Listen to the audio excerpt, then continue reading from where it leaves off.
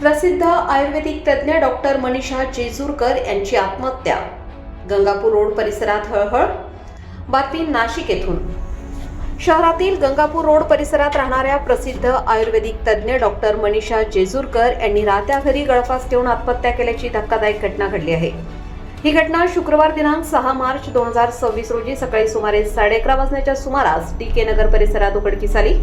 मिळालेल्या माहितीनुसार गंगापूर रोड येथील डी.के. नगरमध्ये राहणाऱ्या डॉक्टर मनीषा जेजुरकर यांनी राहत्या घरातील खिडकीच्या लोखंडी रॉडला नायलॉनच्या दोरीच्या सहाय्याने गळफास घेऊन आत्महत्या केली आहे.